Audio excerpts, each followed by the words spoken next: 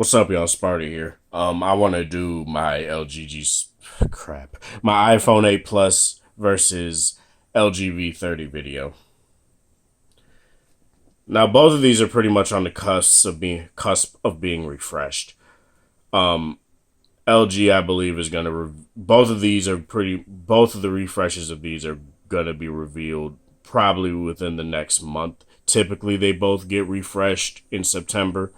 Well, revealed, then refreshed in September. So I just want to I really want to make this video right now to detail what I like about both, what I don't like about both, and stuff like that. Okay, so let's do this. And I wanted to take the case out to show both phones in all their glory. So 5.7-inch display. Obviously, you got your big dumbass bezels. You got your haptic feedback fingerprint sensor down at the bottom, 8 megapixel camera on the front, dual 12 megapixel cameras on the back. A beautiful glass design. It's very hefty. It feels very nice to hold in the hand. You have your like brushed aluminum feel on the sides here. On the V30, you have your 6-inch. Oh, this is a 1080p panel, LCD, by the way. You got your 6-inch 2880 by 1440p Quad HD Plus POLED display. This LG's POLED, you guys obviously should know that by now, but I just wanted to get that out the way. You have dual 16 megapixel cameras on the back. No, 16 and the 13. If you get the V35, you get dual 16 megapixel cameras on the back, just like the LG G7. You got your fingerprint sensor on the back, which doubles as a power button. You have your volume rocker on the side here. You have your USB Type-C port and your speaker grill down there.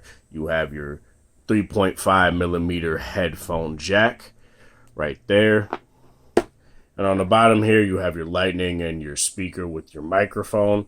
You have nothing on the top. You have your power button and your SIM card slot on the side there. You got your volume buttons as well as your alert slider. And that's pretty much it as far as like the overall looks and the overview of the, physical dimensions of the phones and stuff. 5 megapixel camera on the front on the V30.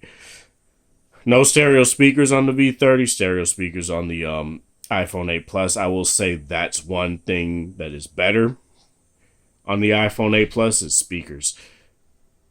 Not that they're terrible on the G7. V30. They're not. It's not bad, but it does sound a bit muffled, as I've always said, compared to like the G7 in particular. And that's something that I do indeed want to say. But let me talk about performance. Let me talk about OS, user interface, stuff like that. The V30 runs on Android 8.0 Oreo with LG's user interface. I believe it's 5 plus or something like that. You have your always on display on here. You have a 3300 milliamp hour battery on here. You have a 2900 or around that area milliamp hour battery. What the V30 has a leg up on is obviously battery. It lasts basically all day for me. I could get like 4 to 5 hours of screen on time, whereas on here I get like maybe 3.5, or at worst 2, depending on what I'm doing. iOS 11 on here and stuff like that. It's a very nice and clean user interface, but as any iOS device is, you get just a grid of icons and you get widgets on the side here. Oh, God. Let me turn the dang display down more. You get your widgets on the side right here in a dedicated side panel. No double tap to wake or anything like that. You have that on here, as well as not code. You have a passcode lock on here, and you have your Touch ID On here, you have knock code, you have face unlock, you have voice unlock, you have your fingerprint sensor, you have pattern, you have pin code, you have all that stuff. And they all work very well. And I've detailed that plenty of times before. Let me talk about overall performance. The iPhone 10, iPhone 8 Plus. I'm sorry, I'm hot and tired right now. Has the A11 chipset. This has a Snapdragon 835 in it, and both of these are very comparable still. Like, I feel there's no performance. 3 gigabytes, 4 gigabytes of RAM. Both have 64 gigabytes of internal storage, and both of them run as fast as each other. I will say the V30 tends to run smoother. I see less, dropped frames and stuff like that, and that's something I will indeed say is a benefit. And iOS has been bogged down by how many features they want to catch up on and stuff like that. So just keep that in mind. But both the V30 runs at a consistent higher frame rate. Typically 60 frames per second. The iPhone doesn't really. Like, they say it's supposed to run at 60, but it tends to run lower than that, and it's kind of weird. It kind of feels jarring when I go from phone to phone. And you can't speed up animations. You could turn them off, I think. But that's kind of weird to do, and I don't know why it keeps doing that. The accelerometer is really weird on the iPhone. Like, it's very sensitive. Like, I'm just having it sit here. Right. It was literally just switching from landscape to portrait mode when I was doing the way to get into your recent apps, which there are none on either of these phones. So I'm just letting you guys know that now. Obviously, you don't have the girth of customization options on the iPhone that you do on any Android phone, but that's neither here or nor there. That's not what I'm here to talk about.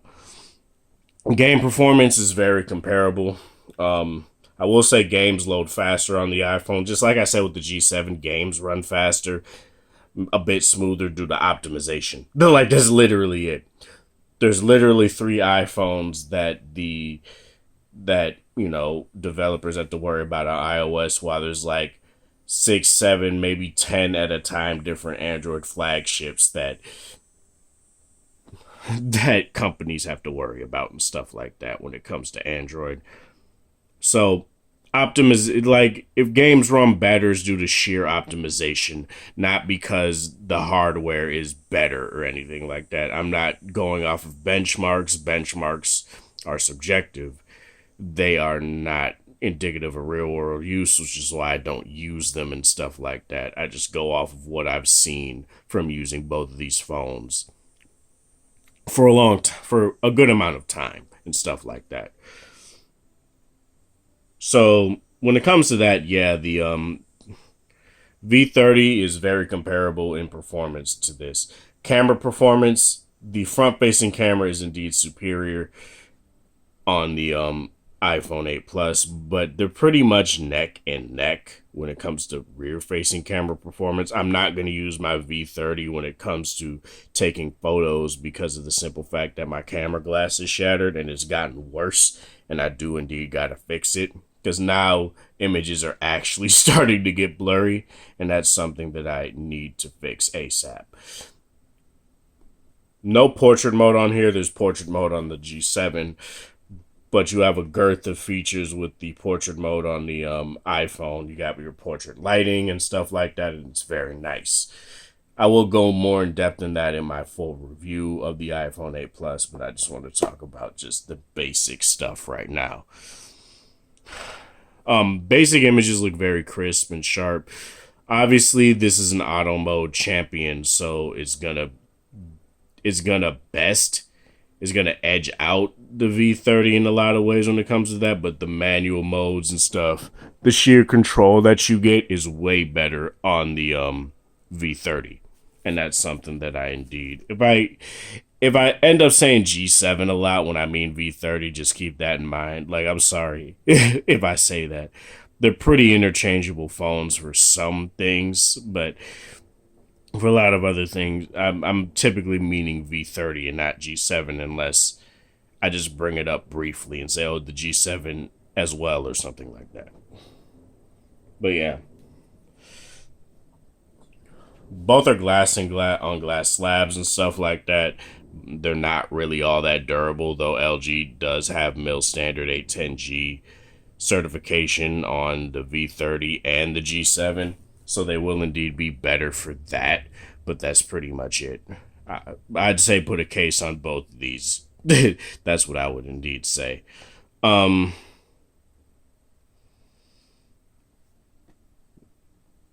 I'm sorry, I'm so hot right now. It's kind of messing with me. The the main thing that a lot of people want to say is that iOS typically runs better because you don't have to worry about a lot of stuff, and that's indeed true.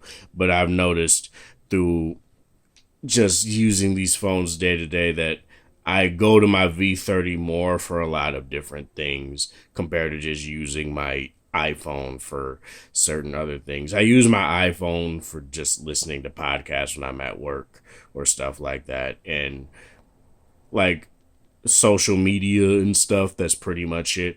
But I use my V30 for literally everything else. Headphone, like listening to music, watching content. Like, while I've gotten used to using the iPhone to watch videos, it's not as satisfying, and that basically comes down to the display. I feel, and it has nothing to do with this being OLED and this being LCD. This is a very quality LCD panel, and blacks are very black on here.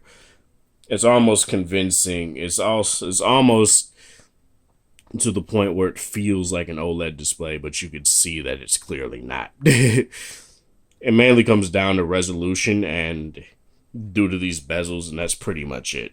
That make me hover to like the V30 or even the G7 when I want to watch videos and stuff like that.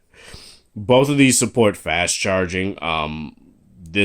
The V30, while it has a Snapdragon 835, I'm not necessarily sure that it supports Quick Charge 4.0. I do have the Razer brick right here. I finally got it in the mail today.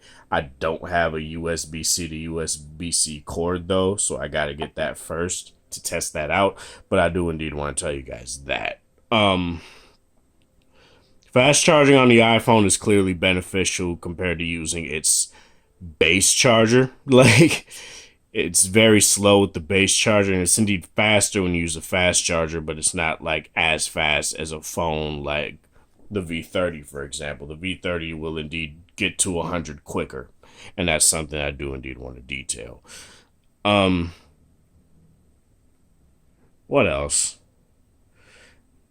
Ecosystem is very subjective now. Both are pretty much neck and neck. There are indeed exclusive apps on iOS still, and there are exclusive apps on the Google Play Store still.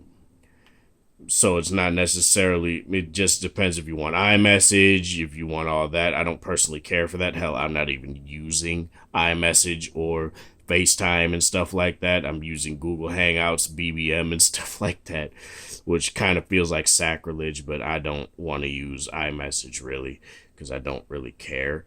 But that's neither here nor there. But let me just go overall and tell you guys how I feel about these phones overall though. The iPhone is indeed a very good phone. It's not something that I would use as a main phone because there are gripes that I do indeed have with it that I will detail in my full review. That, and I just bought a whole bunch of stuff on the apps on Android that I don't want to rebuy again. So it's kind of like this weird thing, and movies and stuff like that. It's this weird thing where I don't want to rebuy stuff I already bought and stuff like that. So I wouldn't use an iPhone as my main phone, but it would definitely be a side phone that I would use for, like, again, podcasting and stuff like that. But yeah, let me know what you guys think of this in the comment section below. I wanted to make this a shorter video compared to my G7 versus iPhone video. I went into more detail about stuff there. That's why it was 30 minutes. But you know, it's whatever. This is Sparta. Thank you guys for watching. Thanks for support. Let me know what you guys think about this in the comment section below. Are you team iPhone or Android or whatever? And not that it really matters. Crap. I hope you guys have a wonderful Monday, Sunday, whatever time of day it is in your area. Have a good one. If you like this video, like it. If you dislike it. Show people that are interested in this sort of video. If you're new to the channel, subscribe. Hit that subscribe button and that notification bell icon to know when I upload my next video. Again, this is Sparta. Thank you guys for watching. Thanks for support. Hope you guys have a good one.